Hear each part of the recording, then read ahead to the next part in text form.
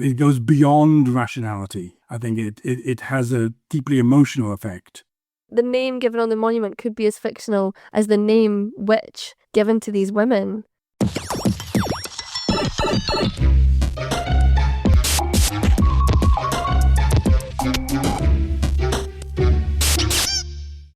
You're listening to Let's Walk About, a series where stories live in the places we walk.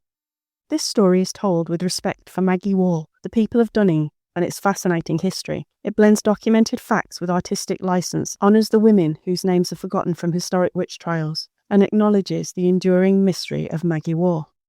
What you're about to hear is a dramatisation. It blends real voices and actors. You'll hear from writer Geoff Holder, alongside dramatised characters. Geoff's full interview is available as a bonus episode.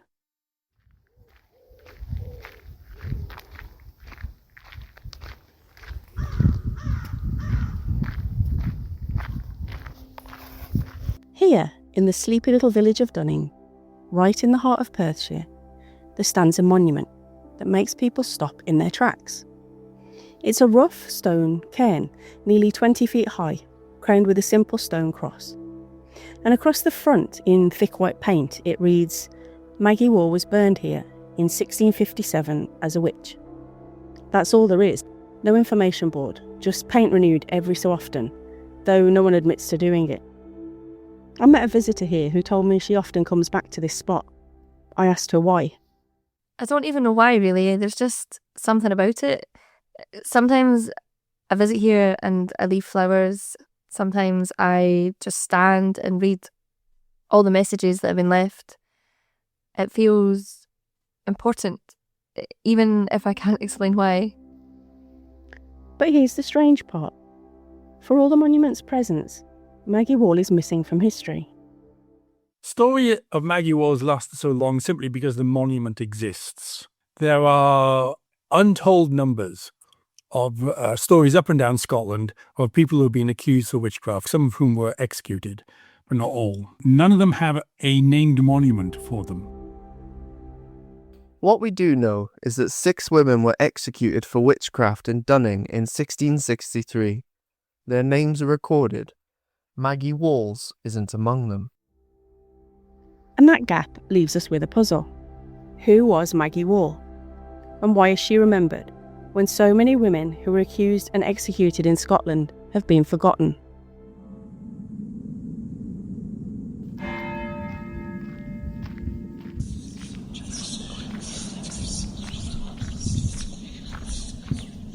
To understand the mystery of Maggie Wall, we must step back in time to Scotland in the mid-1600s. It was a harsh time. Civil war and religious upheaval left deep scars. Crops failed, disease spread, and families struggled to survive.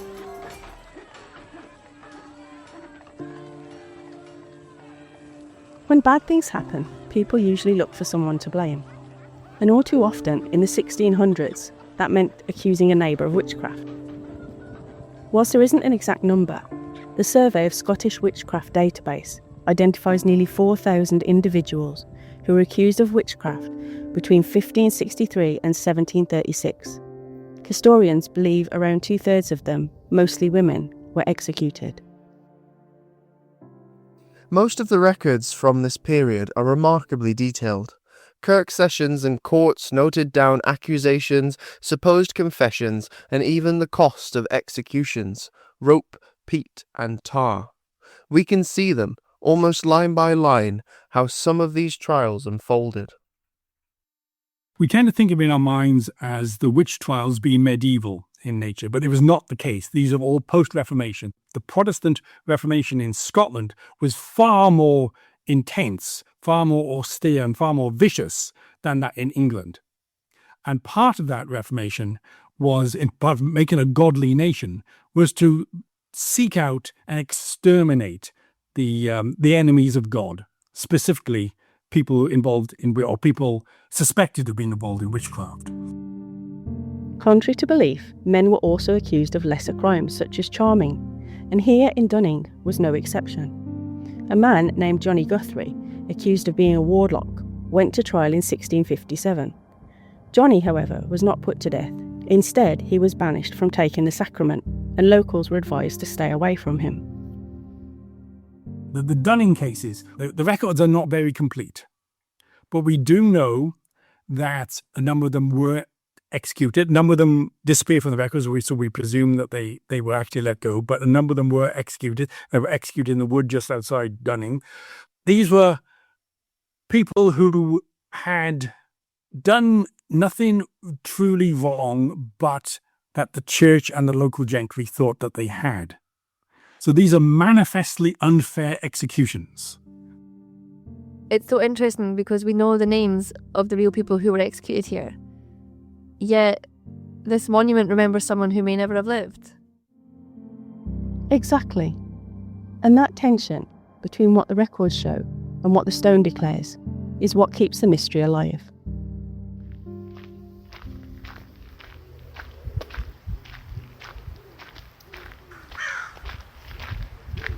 So if Maggie Wall isn't in any surviving records, who was she? Some historians think she wasn't a person at all, but a symbol, a name created to stand in for all the women who were tried and executed in Dunning and never remembered. Some speculate Maggie had an affair with a local landowner or his son, and after her death he or his family built the monument out of remorse. Others believe the monument itself may have been built much later than 1657, perhaps in the late 18th or early 19th century. One theory crediting local landowner or schoolmaster David Balmain, who lived nearby.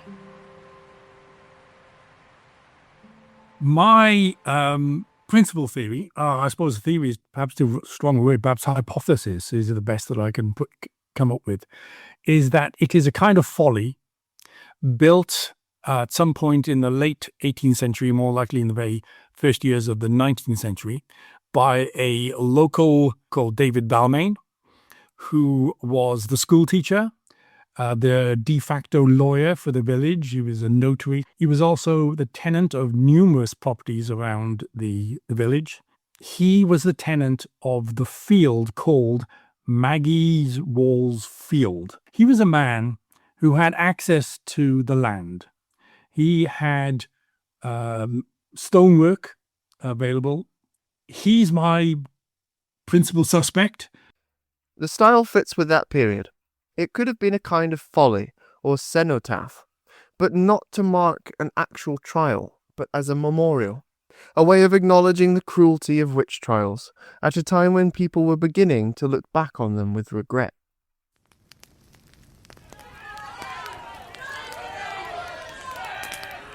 I saw her with my own eyes. She muttered something into the wind, and by morning, the cow was dead.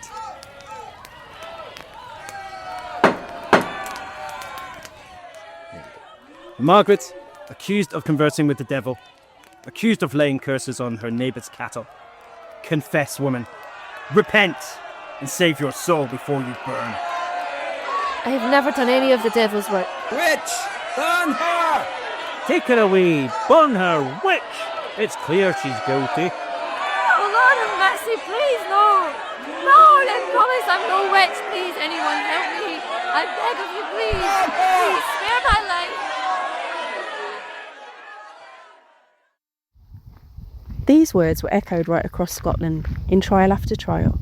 The same accusations appear: spoiled milk, sick cattle, speaking with the devil. The script barely changed, yet it was enough to condemn thousands.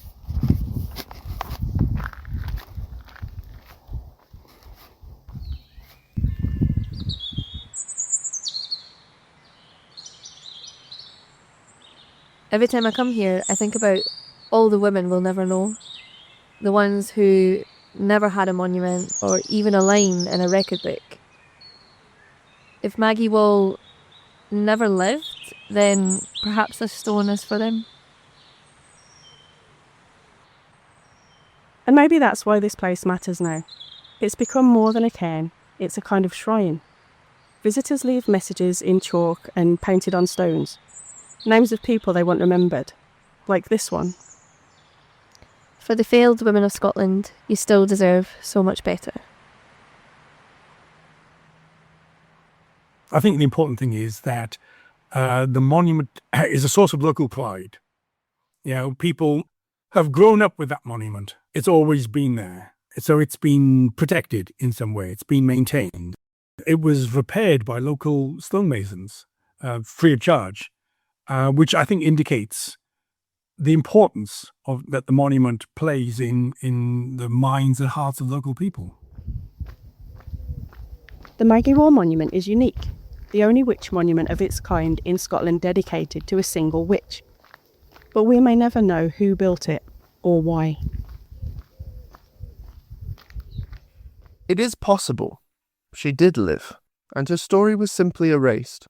Records could be lost in a fire or destroyed deliberately. History is not impartial. Some names it preserves, while others it forgets. Whether Maggie Wall was flesh and blood, or a name invented as a warning, the cairn makes sure she and others like her are never forgotten.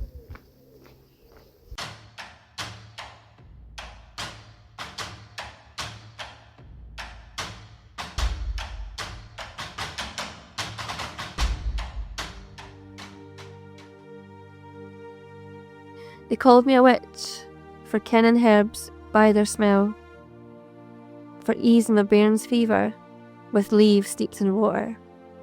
They called me a witch, for speaking my mind when silence was safer. They called me a witch, for moving with the moon, for the tides in my body, for storms I could not still. We were never witches, just women, and remember us you will.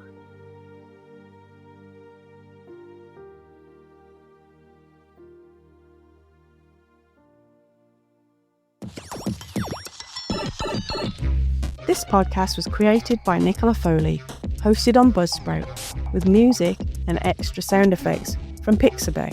A huge thank you to Dunning Parish Historical Society, Geoff Holder, Demi Sutherland, Ryan Rocks, Richard Sack, Kieran Foley-Hall, and most of all, to you for listening.